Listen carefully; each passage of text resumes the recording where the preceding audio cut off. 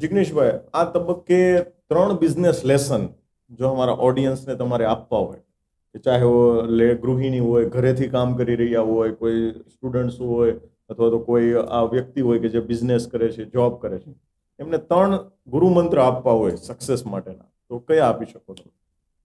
હું યોગેશભાઈ, ખરેખર મારા એ 3 ગુરુ મંત્ર પછી એવું લાગશે, તમને પણ લાગશે અને દર્શકોને પણ લાગશે કે એ મારા પોતાના જ ગુરુ મંત્ર છે. બરાબર. અને ખરેખર હું આજે જે પણ સ્તર પર છું અને ત્યાં પહોંચવા માટે ખરેખર મને જે ગુરુ મંત્ર કામ લાગ્યો છે એની જ હું આજે તમને વાત કરીશ. મારા હિસાબે તમારે સફળ થવું હોય તો પહેલો ગુરુ મંત્ર છે સન્માન અને સહકાર. વાહ. કઈ રીતે સન્માન અને સહકાર? તો જે તમારાથી ઉપર છે, તમે જે પણ ફિલ્ડમાં છો, એવું નથી કે એમ્બ્રોઇડરીમાં, હું એમ્બ્રોઇડરીમાં છું, ટેક્સટાઇલ સાથે જોડાયેલો છું, કોઈ મેડિકલ લાઇનમાં હોય, કોઈ રિયલ એસ્ટેટમાં હોય, પણ તમે જે પણ સ્તરે છો યોગેશભાઈ, યસ. તો ત્યાં તમારી ઉપર પણ હશે અને તમારાથી નીચેવાળા લોકો પણ હશે. અમુક લોકો એવા હશે જે તમારાથી આગળ હશે તમારા ફિલ્ડમાં, અમુક લોકો એવા હશે જે તમારાથી પાછળ હશે તમારા ફિલ્ડમાં. તો ખાસ તમારાથી જે ઉપર છે એને સન્માન આપો. ગુડ. વિરાટ કોહલીની ઈચ્છા હતી કે 50 સેન્ચુરી ફટકારવી છે, તો એ ત્યારે જ ફટકારી શક્યો જાણે 2011ના વર્લ્ડ કપમાં સચિન તેંડુલકરને એને ખંભા ઉપર બેસાડીને આખા ગ્રાઉન્ડમાં રાઉન્ડ માર્યા હોય. વાહ, જોરદાર. જ્યારે આપણે શું ભૂલ કરીએ છીએ યોગેશભાઈ, જે આપણાથી આગળ છે એને આપણે ઈર્ષ્યા કરીએ છીએ. ખરેખર તમે જોજો, ઘણા લોકોની કેવી આદત છે, એના કરતાં આગળ હોય ને તો હું કે ખબર, મને ખબર છે એને કેમ પૈસા બનાવ્યા. અરે ભાઈ, તને ખબર છે તો તું બનાવી લે ને. અથવા તો હું કે એના પૈસા એના ઘરે, એના પૈસા એના ઘરે જ હોય, એ થોડું તારા ઘરે નાખવા આવવાનું. એટલે ખરેખર આપણી આદત શું છે, આપણેથી જે આગળ હોય ને એને આપણે ખરેખર મશ્કરી કરીએ છીએ. બરાબર. અને એ જ આપણી મોટામાં મોટી ભૂલ છે. આપણાથી જે આગળ છે એને સન્માન આપો. મારા વિશે ઘણા એવું કે યોગેશભાઈ, એક ભાઈ એવું કહેતા હતા કે 15 વર્ષ પહેલા શાંતિ નિકેતનમાં કોગળા કરતો હતો. અરે ભાઈ, શાંતિ નિકેતનમાં રહેતા હોય તો કોગળા શાંતિ નિકેતનમાં થાય ને, કે આડાજણ કોગળા કરવા જવાય. એટલે ખરેખર આપણે મોટામાં મોટી ભૂલ આ કરીએ છીએ, જે આપણાથી આગળ છે ને એને આપણે ઈર્ષ્યા કરીએ છીએ, એને આપણે નિંદા કરીએ છીએ. એટલે ખાસ દર્શક મિત્રોને કહેવું છે કે તમારા ફિલ્ડમાં જે તમારાથી આગળ છે ને એને વેલ્યુ આપો, એને ખરેખર માન અને સન્માન આપો, તો જ તમે એ જગ્યા પર પહોંચી શકશો. અને સહકાર તો જે આપણાથી નીચે છે, તમે જે પણ લાઈનમાં જે પણ સ્તરે છો, તમારાથી નીચે પણ હશે લોકો, તો એ લોકોને ખરેખર આપણે હાથ પકડીને સહકાર આપવાનો છે. એ લોકોને જો તમે સહકાર આપશો ને, તમે યાદ રાખજો, તમે ખાલી ઉપરવાળાને સન્માન આપશો તોય તમારી જીત નહીં થાય. ઉપરવાળાને સન્માન આપવું મતલબ એ તમારો હાથ ખેંચશે, પણ ખાલી હાથ ખેંચશે અને નીચેવાળો ધક્કો મારશે ને તો તમે ફટાફટ ઉપર જશો. એક વસ્તુ છે ખાલી ઉપરવાળો હાથ ખેંચે છે, અને બીજી વસ્તુ છે ઉપરવાળો હાથ પણ ખેંચે છે અને નીચેથી ધક્કો પણ લાગે છે, તો તમે ફટાફટ ઉપર જશો. તો એના માટે એક જ રસ્તો છે, જે તમારી નીચે છે તમારી લાઈનમાં, જે તમારા કરતાં પાછળ છે, એ લોકોને સહકાર આપો, એ લોકોની જરૂરિયાત સમજો, એ લોકોને ક્યારેય મશ્કરી નહીં કરો, એ લોકોને ક્યારેય એવું નહીં કહો કે એ લોકોને ખરાબ લાગે, અથવા એના વિશે ક્યારેય એવું વિચારો પણ નહીં. એટલે મારા હિસાબે પહેલો ગુરુ મંત્ર એ છે કે જે તમારાથી ઉપર છે એને તમે સન્માન આપો, અને જે તમારાથી નીચે છે એને તમે સહકાર આપો કે આગળ વધે. કેમ કે એ જેટલો આગળ વધશે, પ્રેક્ટિકલી વિચારો કે અહીંયા સુધી ભરેલું છે, એ જેટલો આગળ વધશે એટલો તમને ધક્કો લાગશે, એટલે તમે ઉપર જવાના છો. એટલે પહેલો ગુરુ મંત્ર તો એ જ છે કે તમારાથી જે આગળ છે તમારા ફિલ્ડમાં એને સન્માન આપો, અને જે તમારાથી પાછળ છે એને સહકાર આપો. અને બીજું કોઈ બિઝનેસ લેસન આપવું હોય યોગેશભાઈ, જે મેં શીખ્યું છે અને જે મેં અનુભવ્યું છે, તો ખાસ કેવું છે આજે યુવાનોને કે કામ કરતા નહીં કરાવતા શીખો. વાહ. મને ખરેખર દુઃખ થાય છે કહેતા કે જ્યારે મેં એમ્બ્રોઇડરી મશીનની શરૂઆત કરી, હું 2 મશીન ભાડેથી લાવીને મેં શરૂઆત કરી હતી, હું ભાડાના 2 મશીન ચલાવતો હતો. ત્યારે હું એવા લોકોને ઘણાને ઓળખું છું જે લોકોના 10-10 મશીન પોતાના હતા. બરાબર. અને હું 2 મશીન ભાડેથી ચલાવતો હતો. ત્યારે અત્યારે ખરેખર દુઃખ થાય છે કહેતા કે એ લોકો અત્યારે ઝીરો છે, એ લોકો આ લાઈનમાંથી આઉટ થઈ ગયા છે. કેમ કે એ લોકોની એક જ આદત હતી કે બધું કામ જાતે કરવાનું. બરાબર. ટેમ્પો જાતે લઈને માર્કેટ જવાનું, માલ ભરવો હોય તો માર્કેટથી જાતે ભરવાનો, પછી કોઈ સેમ્પલ બતાવવું હોય તો જાતે જવાનું, ખાતું સાફ ઇવન જાતે કરવાનું.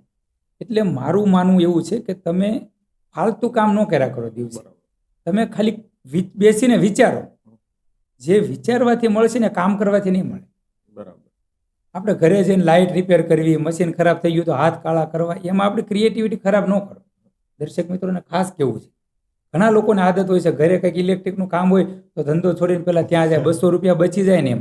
પણ મગજ ખરેખર આપણું એવું છે કે એમાં એક લિમિટ છે, કે અમુક વિચારો કે અમુક આઈડિયા એમાં આવી શકે, એનાથી વધારે નહીં આવી શકે.